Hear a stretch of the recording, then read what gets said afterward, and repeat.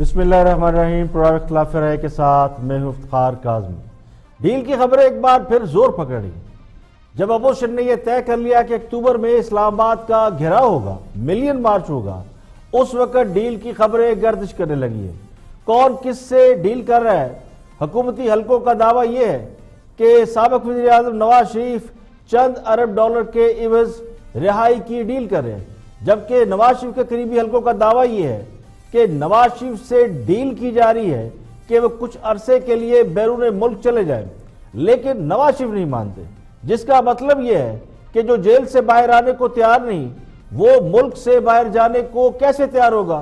یہ بھی کہا جا رہا ہے کہ ہم شخصیات جیل میں نواز شریف سے ملاقاتیں کر رہی ہیں، یعنی ہم لوگ کوٹ لکھپت جیل میں سابق وزیر اعظم سے ملاقاتیں کرتے پائے جا رہے ہیں، انہیں منانے کی کوشش کی جا رہی ہے کہ وہ سیاست سے کچھ عرصے کے لیے لا تعلقی اختیار کر لیں اور مولانا فضل الرحمان کے ملین مارچ میں شرکت نہ کریں۔ مصالحتی فارمولے کے نام سے ایک فارمولہ مارکیٹ میں زیر گردش ہے، اس فارمولے کے ساتھ کچھ لوگ لندن بھی پہنچے ہیں۔ اب یہ مصالحتی فارمولہ کیا ہے اور کون لوگ اسے لیے گھوم رہے ہیں؟ عمران خان یعنی وزیر اعظم عمران خان یہ کہہ چکے ہیں کہ وہ NRO نہیں دیں گے اور وہ بار بار کہتے ہیں کہ NRO نہیں دوں گا۔ ہاں صاحب، اس سے پہلے یہ بھی کئی بار کہہ چکے ہیں کہ یو ٹرن لینے والا ہی بڑا لیڈر ہوتا ہے، تو کچھ بعید نہیں کہ اس بار بھی وہ اس معاملے پر یو ٹرن لے لیں۔ حکومتی حلقے تو بغلے بجا رہے ہیں کہ 12 ارب ڈالر کے عوض نواز شریف خاندان سیاست ہی نہیں بلکہ ملک بھی چھوڑنے کو تیار ہے۔ ان شرائط میں ایک بار پھر سیاست سے 10 سال علیحدگی شامل ہے، لیکن جیل سے آنے والی خبریں کچھ اور پتہ دیتی ہیں، جو یہ کہتی ہے کہ بہت کچھ افواہ ہے لیکن چند ایک حقیقتیں بھی ہیں۔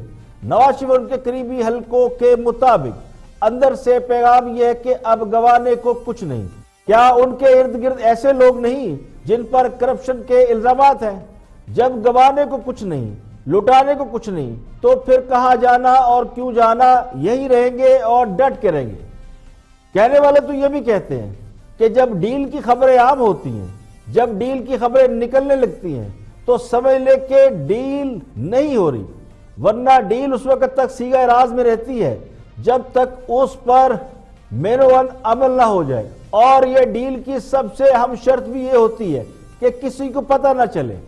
اور کہنے والے یہ بھی کہتے ہیں کہ ڈیل کا شور کرنے والے اس بار خود نواز شریف سے ڈیل مانگ رہے ہیں، اور اطلاعات یہ بھی ہیں کہ نواز شریف نے شہباز شریف کا ڈیل فارمولہ مسترد کر دیا ہے۔ شاہد خان عباسی کا خط والا پیغام بھی کام نہ آیا، نہ ایاز صادق کی کوئی درخواست کام آ رہی ہے۔ اب سوال یہ سب جانتے ہیں کہ نہ شاہد خان عباسی ڈیل کرنے کے لیے کہے گا، نہ شہباز شریف، تو ڈیل ہوتی تو جاتی عمرہ کی تمام سیکورٹی آج نہ ہٹائی جاتی۔ یہ بھی تازہ واقعہ ہے۔ 12 ارب ڈالر کی ڈیل کرنا ہوتی تو پھر باہر بیٹھے رہتے، بیٹی کے ساتھ جیل کاٹنے کوئی نہ آتا۔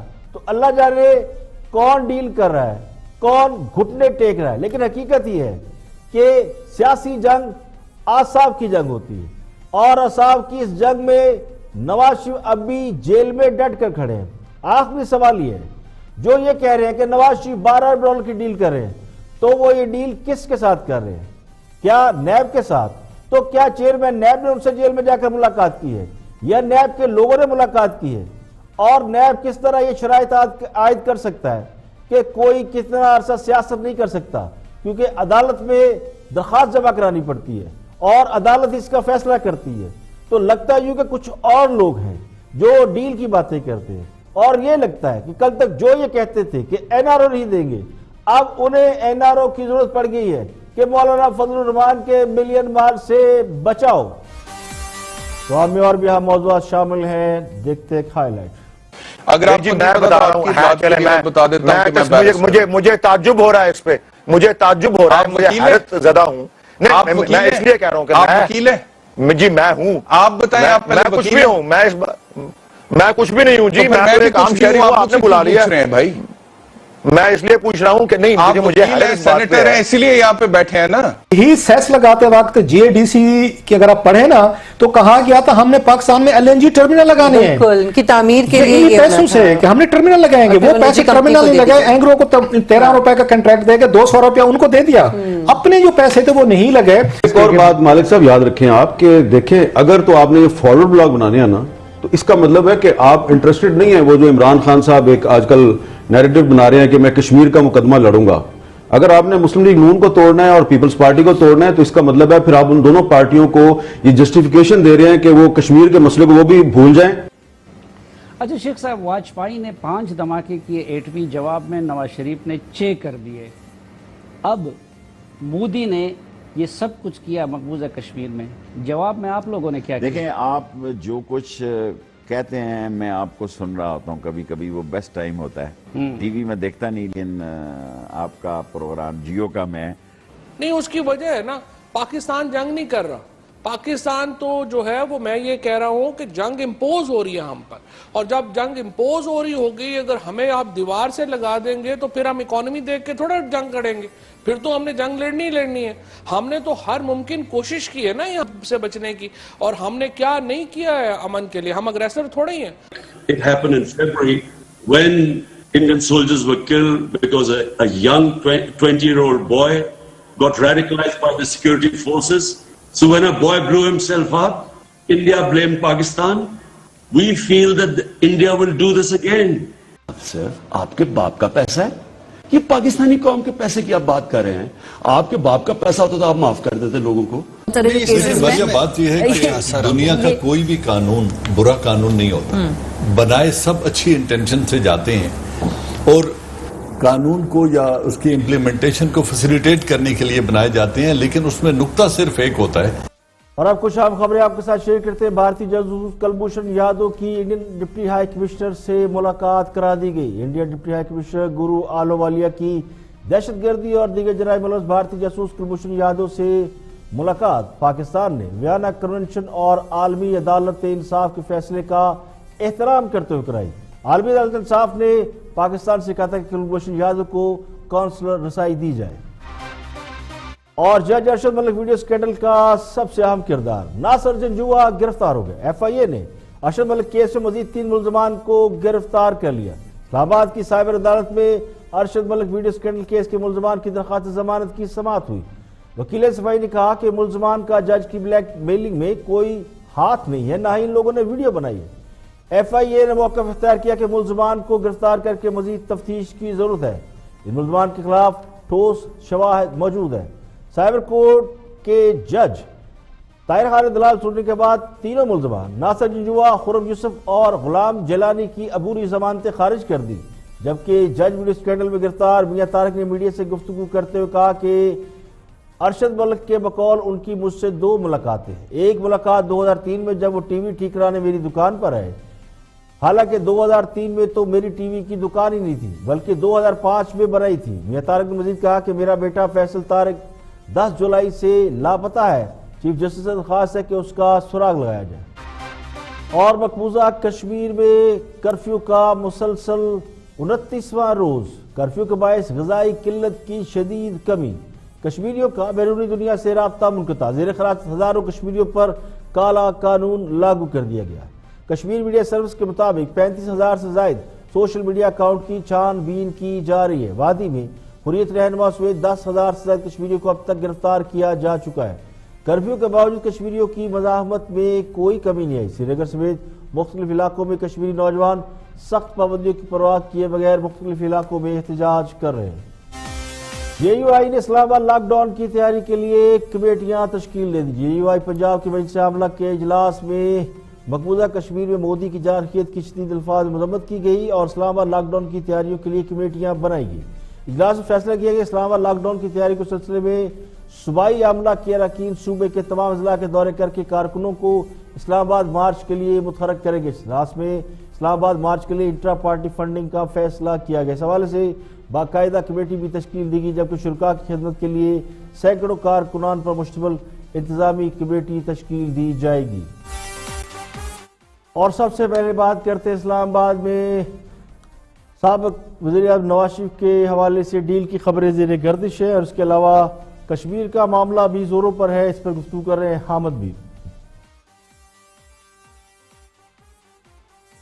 ایک اور بات مالک صاحب یاد رکھیں آپ کہ دیکھیں، اگر تو آپ نے یہ فارورڈ بلاگ بنانے ہیں نا، تو اس کا مطلب ہے کہ آپ انٹرسٹڈ نہیں ہیں وہ جو عمران خان صاحب ایک آج کل نیریٹو بنا رہے ہیں کہ میں کشمیر کا مقدمہ لڑوں گا۔ اگر آپ نے مسلم لیگ نون کو توڑنا ہے اور پیپلز پارٹی کو توڑنا ہے تو اس کا مطلب ہے پھر آپ ان دونوں پارٹیوں کو یہ جسٹیفیکیشن دے رہے ہیں کہ وہ کشمیر کے مسئلے کو وہ بھی بھول جائیں اور وہ آپ کے ساتھ سیاسی لڑائی لڑیں اور وہ مولانا فضل الرحمان کے ساتھ مل کے سڑکوں پہ آ جائیں۔ تو یہ جو آپ 5 اگست کے بعد بھی جو انتقامی کارروائیاں کر رہے ہیں اور لوگوں کے پہ مقدمے بنا رہے ہیں، تو اس سے آپ اپوزیشن کو جسٹیفیکیشن دے رہے ہیں۔ گورنمنٹ کہتی ہے انتقامی نہیں، گورنمنٹ کہتی ہے کورس آف ٹائم میں اپنی نیچرل چیزیں ہو رہی ہیں۔ گورنمنٹ جو بند کمروں میں جو بات کر رہی ہے وہ کچھ اور بات ہے۔ بند کمروں میں وہ کہتے ہیں کہ ہمیں تو پتہ ہی نہیں تھا کہ رانا ثناءاللہ کے خلاف یہ کیس کس نے بنایا ہے۔ بند کمروں میں وہ کہتے ہیں ہمیں تو پتہ ہی نہیں کہ عرفان صدیقی کو کس نے اٹھایا، کس نے اندر کر دیا ہے۔ پبلکلی ان کی کوئی اور نیریٹو ہے، بند کمرے میں کچھ اور ان کا نیریٹو ہے۔ تو اس وقت عمران خان صاحب نے جو دنیا کو یہ بتایا کہ میں کشمیر پہ امبیسڈر بنوں گا اور میں کشمیریوں کا مقدمہ لڑوں گا، ہر جگہ پہ جا رہے، تو اگر انہوں نے مقدمہ لڑنا ہے تو پھر ٹھیک ہے، وہ یہ احتساب کرتے رہے، حامد نیب کے کیس کرتے رہے۔ اسلام آباد میں ابھی بھی باتیں سن رہے ہیں ہم کہ جی بیہائنڈ دا سینز ابھی بھی کوشش کی جا رہی ہے نواز شریف خاندان کی طرف سے کہ کچھ وے آؤٹ بن جائے، حقیقت ہے اس میں؟ میں ابھی لندن میں تھا اور وہاں پہ میں نواز شریف صاحب کی فیملی کے کچھ اہم لوگوں کو ملا ہوں، ان کا دعویٰ کچھ اور ہے۔ وہ کہتے ہیں جی کہ ہمارے ساتھ پاکستان کے جو ارباب اختیار ہیں وہ رابطے کر رہے ہیں، معذرتیں کر رہے ہیں، سوری کر رہے ہیں، کہہ رہے ہیں تھوڑا ٹائم دے دیں، آپ کے ساتھ بڑی زیادتی ہو گئی ہے۔ تو کس برانچ کے ساتھ ہیں؟ شہباز شریف برانچ کے ساتھ خاندان کی کہ نواز شریف برانچ کے ساتھ؟ نواز شریف برانچ کے ساتھ۔ تو اب مجھے نہیں پتا وہ صحیح کہہ رہے ہیں غلط کہہ رہے ہیں، لیکن وہاں بیٹھ کے وہ یہی بات کر رہے ہیں، ٹھیک ہے نا؟ تو ڈبل ٹرپل گیمیں چل رہی ہیں اور میسیجز بھیجے جا رہے ہیں، اور اسحاق ڈار کو میسیجز بھیجے گئے ہیں براہ راست۔ جس بندے نے میسیج دیا میں اس کو بھی ملا ہوں، اس نے میسیج دیا ہے بڑی اہم شخصیات کا کہ آپ کے ساتھ بڑی زیادتی ہو گئی، تھوڑا انتظار کریں، ہم آپ کو کمپنسیٹ کریں گے، آپ کے ساتھ بڑا ظلم ہو گیا۔ تو اس طرح کی باتیں ہو رہی ہیں۔ میں اس بحث میں نہیں پڑتا، نیب نے جو کرنا ہے کرے، جس کو پکڑنا ہے پکڑے، سب کچھ کرے، آپ کریں۔ لیکن اگر آپ سندھ میں پیپلز پارٹی کا فارورڈ بلاک بنائیں گے اور آپ مرکز میں اگر مسلم لیگ نون کا فارورڈ بلاک بنائیں گے، اس کا مطلب یہ ہے کہ آپ پاکستان میں کشمیر کے مسئلے کو کور کے طور پہ استعمال کر رہے ہیں۔ لگتا ہے یہ کہ حکومت عوام کی توجہ مسئلہ کشمیر کی طرف لگا کر خود اپنے سیاسی پرابلم حل کرنے میں مصروف ہے۔ مولانا فضل الرحمان کے ملین مارچ نے بھی حکومتی حلقوں میں کافی بے چینی پیدا کر دی ہے۔ سیاسی جماعتوں اور قیادت میں اختلافات کی خبروں سے بھی کچھ حاصل وصول نہیں ہو رہا، نہ اس پروپیگنڈے کا کوئی فائدہ ہو رہا ہے کہ نواز شریف ایک بڑی رقم کے عوض پلی بار گین کرنے والے ہیں۔ سندھ میں بھی فارورڈ بلاک بنانے کی کوشش کی جا رہی ہے، اور ایک طرف اگر حکومت یہ سب کچھ کر رہی ہے تو دوسری طرف اپوزیشن جماعتوں سے پیغام بازی ہو رہی ہے۔ تو یہ پیغام بازی کر کون رہا ہے؟ یقینی طور پر حکومت کے لوگ یہ پیغام بازی نہیں کر رہے، نہ ہی حکمران جماعت کے لوگ کبھی یہ کسی سے کہیں گے کہ ان سے کسی سے زیادتی ہو گئی ہے۔ حکمران جماعت کی پوری کوشش یہ ہے کہ عوام کو مسئلہ کشمیر میں الجھا کر رکھا جائے اور تاکہ سیاسی جماعتوں کے باہر نکلنے کی نوبت نہ آئے۔ اب یہ تاثر موجود ہے کہ مسئلہ کشمیر میں ہم بہت کچھ کر رہے ہیں، آنیاں جانیاں بہت ہیں، بیانات دیکھیں تو بے شمار ہیں، ہم نے ایک بہت بڑا جمعے کے روز مارچ بھی کیا، لیکن حقیقت یہ ہے کہ دوسرے معاملات پر توجہ زیادہ ہے۔ اپوزیشن اکتوبر میں ملین مارچ کرنے کی تیاری کر رہی ہے، اسلام آباد کو لاک ڈاؤن کرنے کے بارے میں پلاننگ کی جا رہی ہے، اور حکومتی حلقے یہ کہہ رہے ہیں کہ اس دوران یعنی اکتوبر نومبر میں انڈیا کوئی حرکت کر دے گا۔ تو کشمیر کی وجہ سے سیاسی سرگرمیاں ضرور ماند پڑ گئی ہیں، لیکن زیر آب بہت کچھ چل رہا ہے جو سطح آب پر آنا باقی ہے۔ یہاں پہ لگے ایک بریک، اور بریک کے بعد واپس آئیں گے اور بھی ہم موضوعات آپ کے ساتھ شیئر کریں گے، ہمارے ساتھ رہیے۔ ویلکم بیک، آپ دیکھ رہے ہیں پروگرام اختلاف رائے اور میں افتخار کاظمی۔ بریک کے بعد حاضر خدمت ہے، آگے بڑھتے ہیں۔ کھرب پتی سیٹھوں نے حکومت سے گیس خریدی، اس سے کھاد، سی این جی، بجلی بنائی گئی اور عوام کو بیچی گئی۔ اس گیس پر حکومت نے ایک سرچارج لگایا، ایک چھوٹا سا ٹیکس لگایا، وہ سرچارج ان کمپنیوں نے عوام سے وصول کیا اور اپنی جیب میں ڈال لیا۔ پھر ایک صدارتی آرڈیننس آتا ہے جس کے ذریعے 300 ارب روپیہ معاف کرا دیا گیا۔ اب اس پر حکومت بھی خاموش ہے اور نیب کے کان پر بھی جوں نہیں رہ رہی، نہ ہی عدلیہ نے اس پر کوئی نوٹس لیا ہے۔ تو پاکستان کی تاریخ میں اب تک جو کل قرضہ بینکوں کا اور مختلف مد میں معاف کیا گیا ہے، یہ اس قرض سے بھی زیادہ ہے۔ گیس انفراسٹرکچر ٹیکس سیس کے نام سے 2011 میں پیپل پارٹی کی حکومت نے لگایا تھا، جس کا مقصد پاک ایران مجوزہ پائپ لائن، اس کے علاوہ پاک ترکمانستان پائپ لائن اور انڈیا تک جو پائپ لائن جانی تھی، ان سب منصوبوں کی فائنینسنگ کرنا تھا۔ سوئی سدرن اور نادرن کمپنیوں، O G D C L, fertiliser, textile اور پاور انڈسٹریز، پاور پروڈیوسر، یہ وہ سب ہے جن پر ٹیکس یکساں شرح سے لگایا گیا۔ 2008 میں ٹیکس پیپل پارٹی نے لگایا تھا۔ 2011 میں ان میں سے کچھ لوگ عدالت چلے گئے، چونکہ گیس پائپ لائن کے منصوبے کٹائی میں پڑ چکے تھے۔ تو جو حکومت آئی 2013-14 میں، وہ تھی مسلم لیگ نون کی حکومت۔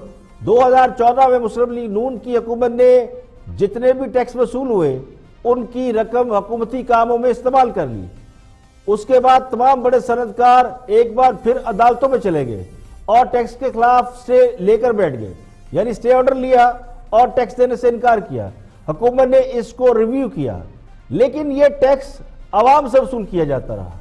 یوریا کھاد پر فی بوری 450 روپے ٹیکس وصول کیے جاتے ہیں، لیکن یہ رقم قومی خزانے میں جمع کرانے کی بجائے جو صنعتکار تھے یا فرٹیلائزر والے تھے وہ سٹے آرڈر لے کے بیٹھ گئے، بلکہ جتنے لوگ تھے اس میں شامل وہ سب بڑے بڑے کھرب پتی ارب پتی لوگ، انہوں نے عدالتوں سے سٹے آرڈر لیا اور یہ ٹیکس جمع کرانے سے انکار کر دیا۔ ان صنعتکاروں میں بہت سے تبدیلی سرکار کے فنانسر بھی ہیں۔ اس کے بعد کیا ہوا؟ تبدیلی سرکار آ گئی۔ اب جو لوگ مسلم لیگ نون کے 29 ارب کے قرضوں میں سے 34 ارب کی کرپشن نکال لیا کرتے تھے، یعنی عجب کرپشن کی غجب کہانیاں سنایا کرتے تھے، ان کے منہ پر بھی، ان کے ہونٹوں پر بھی چپ کی مہر لگی ہے۔ 416 ارب روپے کے کل واجبات کا تقریباً 50% معاف کیا گیا، اور انٹرسٹ کی رقم ہے، یہ 208 ارب بنتے ہیں، انٹرسٹ کی رقم ملائے تو 300 ارب بن جاتا ہے۔ یہ تمام خبریں اخبارات میں شائع ہو چکی ہیں۔ صرف فرٹیلائزر انڈسٹری نے اس مد میں 138 ارب روپے عوام سے وصول کر رکھے ہیں۔ اس سیکٹر کی صرف 5 سے 6 کمپنیوں کو 60 سے 70 ارب یعنی فی کس 10 سے 12 ارب روپے کا گھر بیٹھے فائدہ یا منافع پہنچایا، یعنی گھر بیٹھے 10 سے 12 ارب کمانے کا کوئی نسخہ عوام کو بھی بتا دیں۔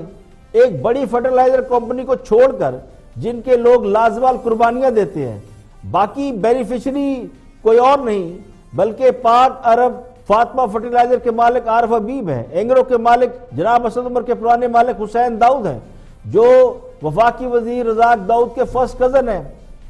اس کو بھی چھوڑے فرٹیلائزر کو۔ ٹیکسٹائل سیکٹر ان کے ذمہ تقریباً 42.5 ارب روپے تھا اور ان کا انٹرسٹ ملا کے 50 ارب، اب 50% دینے ہیں تو 25 ارب۔ یہاں بھی 5 لیڈنگ پلیئرز ہیں، جن میں ایک داؤد لارس لمیٹڈ کے حسین داؤد ہیں۔ اس سیکٹر کو بھی 25 ارب روپے کا فائدہ پہنچایا گیا اور حسین داؤد یہاں بھی بڑے بینیفیشری ہیں۔ اس کے بعد بجلی کے پروڈیوسرز کو، یعنی جو بجلی پیدا کرنے والی کمپنیاں ہیں، ان کو بھی تقریباً 4 ارب روپے سیس کی مد میں بچا ہے۔ ہبکو کے مالک بھی حسین داؤد تھے، اب ہبکو کسی اور کے پاس ہے، اس کے شیئر ٹرانسفر ہو گئے، لیکن واجبات کی ذمہ داری پرانے مالکان پر تھی۔ جینیکوز کے ذمہ 27 ارب روپے سے زائد تھے۔ یہ درست ہے کہ دنیا بھر میں بڑے بڑے صنعتکار اور بزنس مین اپنے کاروباری فائدے سیاسی جماعتوں اور سیاسی شخصیات پر سرمایہ کاری سے حاصل کرتے ہیں۔ اب مسئلہ یہ ہے کہ جب پیپل پارٹی کے دور میں ملک ریاض صاحب سامنے آئے، بہت بڑے فائنینسر تھے، اور نون لیگ کے دور میں میاں منشا کا نام بہت گونجا، جب ان کو کوئی فائدہ پہنچتا تھا تو وہ کرپشن کہلاتی تھی۔ آج عارف حبیب، حسین داؤد، عبدالرزاق داؤد، عارف نقوی اور دیگر بہت سے لوگ ایسے ہیں جن کو فائدہ پہنچا، تو کیا یہ کرپشن نہیں ہے؟ کیا یہ سب کچھ حلال ہے؟ اس حوالے سے بہت سے لوگ اس پر بات کر رہے ہیں کہ 71 تا 2018 تک معاف کیے گئے قرضوں سے بڑی رقم کا بیک جنبش قلم معاف کر دینا، یہ کہاں کا انصاف ہے؟ اور یہ اس لیے کہا جا رہا ہے کہ وزیر اعظم پاکستان عمران خان صاحب خود یہ کہا کرتے تھے اور ببانگ دہل کہا کرتے تھے کہ حکومت کیسے لوگوں کا پیسے معاف کر سکتی ہے؟ کیا یہ کسی کے باپ کا پیسہ ہے؟ صرف آپ کے باپ کا پیسہ ہے؟ یہ پاکستانی قوم کے پیسے کی آپ بات کر رہے ہیں. آپ کے باپ کا پیسہ ہوتا تو آپ معاف کر دیتے لوگوں کو. پاکستانی قوم کا پیسہ ہے اور آپ کہہ رہے ہیں میں فضا نہیں اور آپ گورنمنٹ ہے. گورنمنٹ کا کام ہوتا ہے مجرموں کو پکڑنا, ٹھیک ہے, ان سے مفاہمت کرنا نہیں, مکہ کرنا نہیں. آپ کے باپ کا پیسہ ہے جو معاف کر دیا, آپ گورنمنٹ ہیں, یہ کہتے تھے خان صاحب. اب اس واقعے کا ایک اور شرمناک پہلو یہ ہے کہ رقم عوام کی جیب سے نکل کر سرمایہ داروں کی جیبوں تک پہنچ چکی ہے. کئی کمپنیاں اپنے واجبات کا 50% سے زائد جمع کرا چکی ہیں, تو ان کا کیا قصور ہے؟ یہ جو صدارتی آرڈیننس جاری کیا گیا اس میں اس کی واپسی کا بھی کوئی ذکر نہیں ہے. ایک سال میں گیس کی قیمت 243% بڑھی ہے, یہ میں اور آپ دیتے ہیں, اور ہمیں یہ باور کرایا جاتا ہے کہ مر گئے لٹ گئے, اس کے سوا کوئی چارہ نہیں. اور اب ہمارے ہی 208 ارب جو ملا کے 300 ارب بنتے ہیں یہ معاف کر دیے گئے. تو عوام کے پیسے کو معاف کرنے کا حق حکومت کو کیسے پہنچتا ہے؟ اس حوالے سے بھی بہت سے تجزیہ نگاروں نے سوال بھی اٹھائے ہیں. رؤف کلاسرا نے بھی ایک پروگرام میں اس پر خاصی طویل بحث کی. یہی سیس لگاتے وقت جی اے ڈی سی کی اگر آپ پڑھیں نا تو کہا گیا تھا ہم نے پاکستان میں ایل این جی ٹرمینل لگانے ہیں, بالکل, کی تعمیر کے لیے یہ پیسوں سے کہ ہم نے ٹرمینل لگائیں گے. وہ پیسے ٹرمینل نہیں لگائے, اینگرو کو 13 روپے کا کنٹریکٹ دے کے 200 روپیہ ان کو دے دیا, اپنے جو پیسے تھے وہ نہیں لگے. سو یہ عمران خان صاحب جو ہمیں یہ کہتے تھے, سناتے تھے کہ جناب کہ میرے باپ کا پیسہ ہے میں معاف کر دوں, بڑے دکھ کے ساتھ میں کہہ رہا ہوں کہ خان صاحب یہ بہت بڑا آپ نے زیادتی کی ہے, یہ بہت بڑا دھوکہ ہے اس ملک اور قوم کے ساتھ کہ ہمارا 250 روپیہ ہم سے لیا ہوا, ان کسانوں سے لیا ہوا, آپ نے آج یہ بڑے بڑے بگ بزنس مینوں کو معاف کر دیا. آپ کو چاہیے تھا چیف جسٹس آف پاکستان کے پاس جاتے, آپ اٹارنی جنرل آف پاکستان کو کہتے. ویسے تو پہنچ گئے نا, فروغ نسیم صاحب نہیں سنبھالے جاتے آج کل نیب کی. اب یہ کیسے نیب کو دینے چاہیے تھے, نیب کے پاس جاتے ان بزنس مینوں کو اٹھاتا بھی ہمارا پیسے کیوں نہیں دے رہے. عوام کا اعتماد کیسے پھر پیدا ہوگا؟ عوام دے گی, عوام کو اس میں آتا ہوں میں, عوام بالکل دے گی, ایک علیحدہ چیز ہے وہ.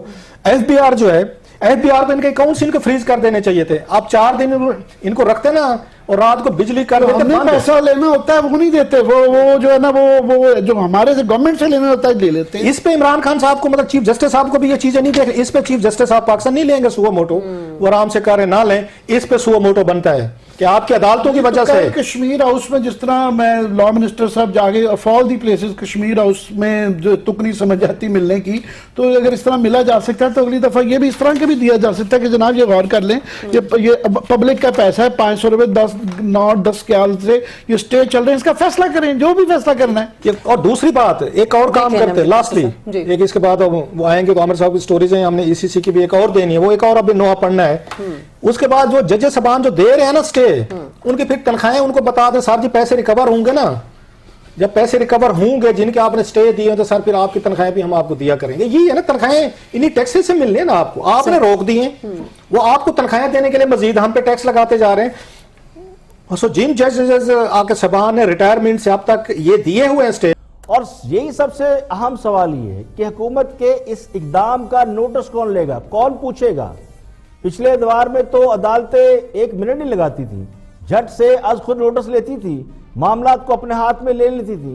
بعض نوٹس کے بارے میں تو یہ کہا گیا کہ ان کی ضرورت ہی نہیں تھی, اختیارات سے تجاوز کیا گیا. خود عدلیہ کے اندر اس حوالے سے بہت سے سوال اٹھائے گئے. موجودہ چیف جسٹس جناب جسٹس آصف سعید کھوسا نے اسی لیے آج خود نوٹس نہ لینے کا فیصلہ کر رکھا ہے, کیونکہ ماضی میں آج خود نوٹس لینے پر بہت تنقید ہوئی اور اسی لیے عدلیہ نے شاید اس معاملے میں ہاتھ نہیں ڈالا. اس کے علاوہ ریکارڈنگ کا ایک کیس سامنے آیا, جسٹس افتخار چوہدری صاحب نے ریکارڈنگ کیس پہ فیصلہ دیا اور اب پاکستان کو عالمی سطح پر اس معاملے میں رسوائی کا سامنا کرنا پڑا ہے, یعنی اربوں ڈالر کا جرمانہ دینا پڑا ہے. تو اس معاملے کے بعد انتظامی معاملات والے کیسز پر ہاتھ ڈالنے کے حوالے سے عدلیہ خاصی محتاط ہو گئی ہے.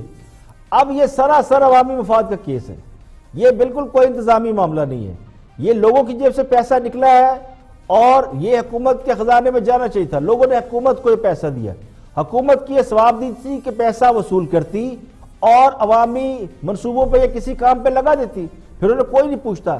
لیکن یہ پیسہ معاف کرنا یعنی کسی کو فائدہ پہنچانا, اس کا حق حکومت کو کس نے دیا ہے؟ عدالتوں نے اسٹیٹ دیے تو عدالتوں کو اس کا فیصلہ کرنا چاہیے تھا. عدالت کو اس کا فیصلہ کر دیتی تو چلو لوگ مان لیتے کہ عدالت نے اس کا فیصلہ کیا. ایک صدارتی آرڈیننس کے ذریعے اتنی بھاری رقم کی معافی ناقابل معافی ہے. تحریک انصاف کے دوست ہمارے بہت سے دوست ہیں جو کہتے ہیں جی بھوکے رہ لگے لیکن کرپشن منظور نہیں، اور کرپٹ لوگوں کو ہم نہیں دیکھ سکتے کہ وہ باہر گھومتے رہے، انہیں جیلوں میں ہونا چاہیے۔ تو جو سوال وہ زرداری اور نواز شریف سے کرتے تھے، کیا اب انہیں وہی سوال اپنی قیادت سے نہیں کرنا چاہیے؟ اور اسی معاملے کے اوپر سوال پوچھا بیرسٹر احتشام نے سینیٹر ولید اقبال سے، انہوں نے کیا جواب دیا اور کیا سوال جواب ہوئے، یہ جو ویڈیو ہے یہ بھی خاصا وائرل ہے سوشل میڈیا پہ، ذرا دیکھتے ہیں۔ غریب سے ٹیکس اکٹھا کیا جائے، متوسط طبقے سے ٹیکس اکٹھا کیا جائے اور امیر لوگوں کو ٹیکس معاف کر دیا جائے، یا یہ این آر او ہے؟ آپ تو بڑے کلیئر تھے کہ ہم این آر او نہیں کریں گے، تو کیوں معاف کیا گیا؟ یہ صدارتی آرڈیننس ہے، میں آپ کو دکھا رہا ہوں سکرین پر۔ ولید صاحب نہیں، کیا دکھا رہے ہیں مجھے؟ ایک سیکنڈ، آپ بیرسٹر ہیں بائی دا وے؟ آپ بیرسٹر ہیں؟ میں سوال اگر آپ کو نہیں پتا تو آپ کی، اگر آپ کو نہیں پتا تو آپ کی بات کے لیے میں بتا دیتا ہوں کہ میں بیرسٹر ہوں۔ مجھے تعجب ہو رہا ہے اس پہ، مجھے تعجب ہو رہا ہے، مجھے حیرت زدہ ہوں۔ میں اس لیے کہہ رہا ہوں کہ آپ وکیل ہیں؟ جی میں ہوں۔ آپ بتائیں، آپ پہلے میں کچھ بھی ہوں، میں کچھ بھی نہیں ہوں جی، میں تو ایک عام شہری ہوں، آپ نے بلا لیا ہے بھائی۔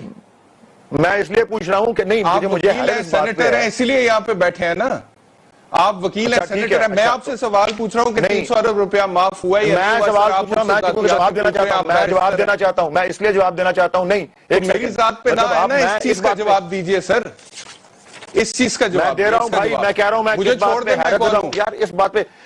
میں اس لیے کہہ رہا ہوں کیونکہ یہاں کرتے رہے ہیں آپ اتنی دیر، اور آپ کو یہ پتا نہیں کہ ایک انفراسٹرکچر ڈیولپمنٹ چارج کیا ہوتا ہے، تمیز سے بات کریں، غیر قانونی تمیز سے بات کریں۔ آپ علامہ اقبال کے پوتے ہیں، آپ علامہ اقبال کے پوتے ہیں، مجھے آپ تانے دے رہے ہیں پلیز سوری، میں اس لیے تو کہہ رہا ہوں کہ میں اس لیے اپنی فیملی بیک گراؤنڈ دیکھیے، لسن ٹو می ولید اقبال صاحب، لسن ٹو می، اپنا اسٹیچر دیکھیں، اپنی فیملی بیک گراؤنڈ دیکھیں، اپنے دادا کو دیکھیں، اپنے والد صاحب کو دیکھیں، اپنی والدہ کو دیکھیں، اس طرح کی زبان استعمال نہ کریں اور پرسنل نہ ہو۔ نہیں تو میں اس لیے کہہ رہا ہوں کہ میں اپنی جو آپ نہیں جواب میں دوں گا، میں جواب مجھے اس لیے تعجب ہے، میں شاکڈ ہوں۔ اور جب سے آپ سینیٹر بنے ہیں تب سے آپ کا بھی دماغ کسی اور لیول پہ چلا گیا سر ویسے۔ تو ٹھیک ہے نا، ٹھیک ہے، کوئی بات نہیں، تو پھر مجھے نہ کہے کہ میری زبان کیسی ہے۔ ولید اقبال صاحب، میں نے آپ کو دیکھا ہے پاکستان تحریک انصاف کا ٹکٹ لینے کے لیے آپ لائن میں کھڑے ہوتے تھے، لائن میں کھڑے ہوتے تھے آپ، ٹھیک ہے نا جی، یہ میریٹ میں۔ تو بتائیں کہ یار آپ کی اور میری توتما میں ہوئی تھی، یہاں پہ کیا بات ہوئی رہا ہے؟ دیکھیے، اگر ولید اقبال جیسے بھی پڑھے لکھے مہذب نوجوان حکومتی اقدامات کا دفاع نہیں کر پا رہے اور بدتمیزی کا مظاہرہ کر رہے ہیں، بدتمیزی پر اتر آئے ہیں، تو اس کا مطلب یہ ہے کہ دامن میں کچھ نہیں۔ غصہ، جنجلاہٹ اور بے بسی کا اظہار یہ ظاہر کرتا ہے کہ پلے کچھ نہیں رہ گیا۔ ایک سیدھا سادہ سوال ہے جو سارا میڈیا پوچھ رہا ہے، سوال مشکل نہیں ہے کہ عوام کی جیب سے وصول کرنے والے ٹیکس کی رقم معاف کیوں کی گئی؟ یقینی طور پر حکومت کے پاس رقم معاف کرنے کا کوئی نہ کوئی سولن جواز موجود ہوگا، غلط یا صحیح کوئی نہ کوئی تو استدلال ہوگا، تو حکومتی نمائندگی کرنے والے لوگ حکومت کا موقف بیان کر دیں، بات ختم، چاہے کوئی اس سے اتفاق کرے یا نہ کرے۔ لیکن اس طرح کا رویہ، ایٹیچیوڈ، طنز اور تبخسرانہ گفتگو یہ ظاہر کرتی ہے کہ آپ کتنے تہی دامن ہیں، آپ کا دامن کتنا خالی ہے۔ اگر ولید اقبال جیسا شخص بھی فرسٹریشن کا شکار ہو گیا، فرسٹریٹڈ نظر آتا ہے، تو اس کا مطلب یہ ہے کہ ان کے پاس یا تو حکومتی اقدامات کا دفاع کرنے کے لیے کوئی دلیل نہیں، کوئی جواز نہیں۔ بہت سے لوگ ایسے ہیں جن کے بارے میں ہم جانتے ہیں کہ وہ اسی طرح کے رویے کے ساتھ بات کرتے ہیں، لیکن ولید اقبال کا یہ تعارف نہیں ہے، ان کا یہ تعارف بھی نہیں ہے کہ وہ پی ٹی آئی کے سینیٹر ہیں، بلکہ ان کا تعارف یہ ہے کہ ان کے دادا علامہ اقبال اور والد جسٹس ریٹائرڈ جاوید اقبال مرحوم اور ان کی والدہ ناصرہ جاوید ہیں، جن کی گفتگو، اخلاق اور شائستگی کے سبھی معترف ہیں۔ خود ولید اقبال سے ہمارا بڑا قریبی تعلق رہا ہے اور میں نے ذاتی طور پر ہمیشہ انہیں بڑا ویل بیہیوڈ، مہذب اور شائستہ انسان پایا ہے، لیکن ان کا یہ رویہ دیکھ کر محسوس ہوا ہے کہ وہ خود کو کتنا لاچار اور بے بس محسوس کر رہے ہیں اور کسی ذہنی دباؤ کا شکار ہے۔ یہاں پہ لیں گے ایک بریک، اور بریک کے بعد جب واپس آئیں گے اور بھی ہم موضوعات آپ کے ساتھ شیئر کریں گے، اور تیل کی قیمتوں کے حوالے سے بات کریں گے۔ عالمی منڈی میں تیل کی قیمتیں کم ہوئی ہیں، اس کا فائدہ مجھے اور آپ کو کیوں نہیں پہنچتا، یہ سوال اٹھائیں گے ایک بریک کے بعد۔ ویلکم بیک، آپ دیکھ رہے ہیں پروگرام اختلاف رائے اور میں افتخار کاظمی۔ بریک کے بعد حاضر خدمت ہے، آگے بڑھتے ہیں اور بات کرتے ہیں پیٹرولیم پرائز کی۔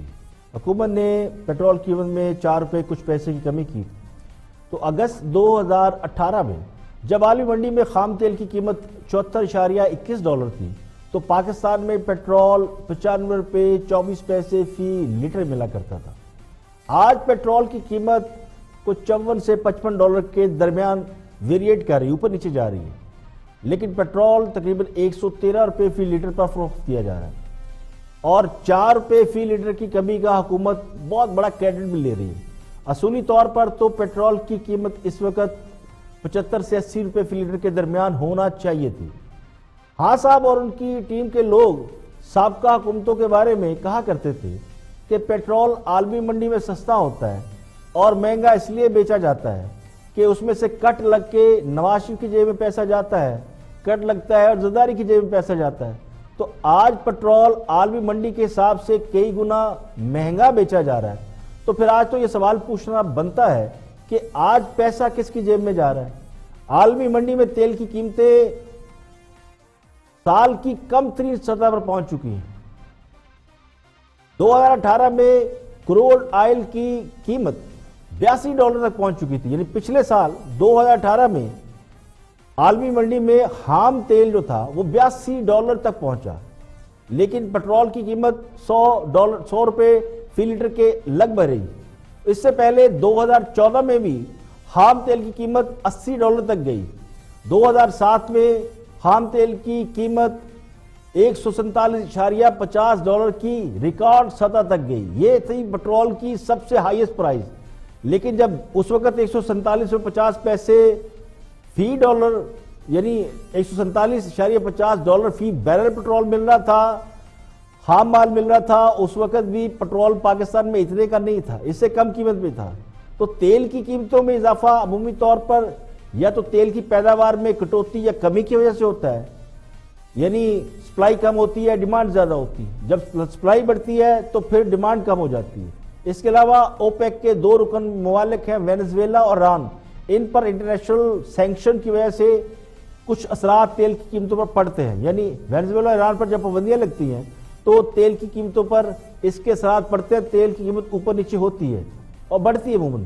اوپیک نے 2019 میں یہ پریڈکشن کی تھی کہ تیل کی قیمتیں اس سال 60 سے 80 ڈالر کے درمیان رہیں گی، تو اسی میں یہ قیمت اس وقت ویریٹ کر رہی ہے اور اس وقت 54 ڈالر فی بیرل ہے۔ اگست 2008 سے اب تک وفاقی حکومت نے ایک بار بھی پیٹرول کی قیمت میں کمی نہیں کی، پہلی بار 4 روپے کی معمولی کمی کی ہے۔ جب تحریک انصاف نے حکومت سنبھالی تھی تو اس وقت میں نے بتایا کہ قیمت تھی 95 روپے 24 پیسے، اس کے بعد یہ بڑھتی 117 روپے تک گئی، اب تھوڑی سی قیمت کم کی گئی ہے۔ پاکستان ویسے بھی عربین سویٹ خام تیل برآمد کرتا ہے جس کی قیمت یو ایس اور برینٹ کروڈ سے کم ہوتی ہے۔ اب سوال یہ ہے کہ عالمی منڈی میں جب تیل کی قیمت ذرا سی بڑھتی ہے، 1-2 ڈالر بڑھتی ہے، تو فوری طور پر مقامی سطح پر تیل کی قیمت میں اضافہ کر دیا جاتا ہے، اور جب عالمی منڈی میں تیل کی قیمت گرتی ہے اور اس وقت تو تقریباً 70% قیمت گر گئی ہے، تو اس کا فائدہ عوام کو کیوں نہیں پہنچایا جاتا؟ یہ درست ہے کہ تیل کی قیمت پر ڈالر کی قدر کا اثر ہوتا ہے، یعنی ڈالر کم زیادہ قیمت ہو ڈالر کی تو تیل کی قیمت میں اثر پڑتا ہے، لیکن اس کے باوجود عالمی منڈی کے مقابلے میں پاکستان میں تیل کے نرخ اس سے کہیں زیادہ ہے۔ آگے بڑھتے ہیں اور دیکھتے ہیں وفاقی وزیر شیخ رشید نے کچھ اہم باتیں کی کشمیر اور یو اے ای کے حوالے سے، دیکھتے ہیں۔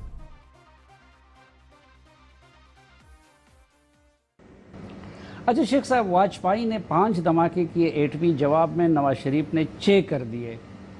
اب مودی نے یہ سب کچھ کیا مقبوضہ کشمیر میں، جواب میں آپ لوگوں نے کیا کیا؟ دیکھیں، آپ جو کچھ کہتے ہیں میں آپ کو سن رہا ہوتا ہوں، کبھی کبھی وہ بیسٹ ٹائم ہوتا ہے، ٹی وی میں دیکھتا نہیں، لیکن آپ کا پروگرام جیو کا میں تمام تر اختلافات کے باوجود جیو کا میں ویل وشر ہوں، اور چیف آف آرمی سٹاف کے سامنے بھی، عمران خان کے سامنے بھی، آپ کی ایک منفرد سوچ ضرور ہے، لیکن آدمیوں کو سوچنے کا موقع ملتا ہے. ہم جنگ نہیں چاہتے، نو وے، کیونکہ ہماری اکانومی آگے، لیکن کشمیریوں کو اس وقت تنہا چھوڑنا غداری ہوگی. اس سے بڑا لفظ میں آپ کے پروگرام میں استعمال نہیں کر سکتا. ٹھیک. اور پھر ہندوستان کی بالادستی جو ہے اس کو تسلیم کرنا ہوگا. یہ پٹرول پمپ ہیں جس کو آپ نے بتا رہے ہیں جی کہ یو اے ای نے اس کو ایوارڈ دے دیا، ڈزنٹ میک ڈفرنٹ. ان کی کیا جغرافیائی حیثیتیں ہیں جی؟ کل اگر گوادر کھڑا ہو جائے تو وہاں تو اللہ ہوگا. یو اے ای کی بات کر رہے ہیں بھئی جو بھی آپ، کیونکہ وہ اکتوبر میں وہاں ظاہر ہے کانفرنس کرنے جا رہا ہے. ٹھیک. انویسٹمنٹ کانفرنسیں کریں گے یہ لوگ. اصل مسئلہ یہ ہے کہ ہم چین کے ساتھ جو گوادر بنانے جا رہے ہیں یہ 400 MNT ہے. اس میں 280-300 جہاز کھڑے ہو سکتے ہیں. چاہ بہار 2 MNT ہے، ایک جہاز کھڑا ہو سکتا ہے. جتنا مرضی انڈیا چاہ بہار کی طرف چلا جائے، جتنی مرضی اس پورٹ کو، ان کے کوئی مسئلے نہیں ہیں. اصل مسئلہ یہ ہے کہ مڈل ایسٹ کا اگر ہم یہاں آئل ریفائنری بنا لیتے ہیں تو ان کی اہمیت میں فرق پڑ جاتا ہے. سو ایک بہت بڑی سازش ہے پاکستان میں ML1 کے خلاف اور گوادر کے خلاف. ٹھیک. سب کچھ گواہ کے ہوش میں آئے تو کیا ہوا؟ نواز شریف کو گوادر کھڑا کرنے کی سزا دینے والوں کو اس وقت ہوش آ رہا ہے جب نریندر مودی کو یو اے ای کے حکام نے سب سے بڑا سول ایوارڈ دیا. گوادر پورٹ اگر اس طرح بنائی جاتی جس طرح دبئی یا سنگاپور پورٹ بنی ہوئی ہیں تو گوادر پورٹ صرف اکیلا ہی پاکستان کی پوری تقدیر بدل سکتا ہے. اب جب کہ حکومت نے یو اے ای سے اربوں ڈالر امداد کے نام پر لے رکھے ہیں اور گوادر کو آئل پورٹ بنانے کی ایگریمنٹ بھی سائن کر لی ہیں، تو اب لگتا ہے کہ کسی نہ کسی سطح پہ اس بات کا احساس ہو رہا ہے کہ ان سے کیا غلطی سرزد ہو چکی ہے. یہ درست ہے کہ گوادر پورٹ بننے سے اور ساحلی شہر آباد ہونے سے وہ سنٹرل ایشیا کا سب سے بڑا تجارتی مرکز بن جائے گا. خود شیخ رشید کو اچھی طرح علم ہے کہ گوادر کے خلاف کیا سازش ہوئی ہے، اور وہ یہ بھی اعتراف کر رہے ہیں کہ یہ عالمی سازش ہے.